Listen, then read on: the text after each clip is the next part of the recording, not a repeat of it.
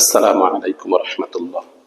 গত ক্লাসে কাফিরুনের প্রথম আয়াত পড়ছি, এই ক্লাসে দ্বিতীয় আয়াত। বিসমিল্লাহির রহমানির রহিম। লাম আলিফ জবর লা, জবর বাম পাশে খালি আলিফ মদের হরফের উপর চিকন চিহ্ন বামে হামজা থাকিলে তিন আলিফটা নিয়ে পড়তে হয়, একে মধ্যে মুনফাসিল বলে, মানে লম্বা টান হবে। লা, হামজা আইন জবর আ, লা আ, লা আ বা পেশ বু, লা আবু দাল পেশ দু, আবুদু, লা আবুদু মিম আলিফ জবর মা, লা আবুদু মা।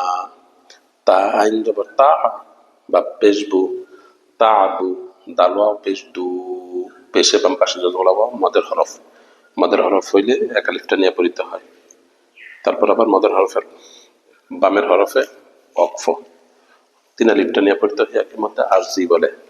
দালোয়া পেশ দু, তা আবুদু, নুন জবর না, তা আবুদু না, তা আবুদুন, নুনটা সাকিন হইলে ওয়াকফ হইলে এইভাবে হবে। লা আবুদু মা তা'বুদুন,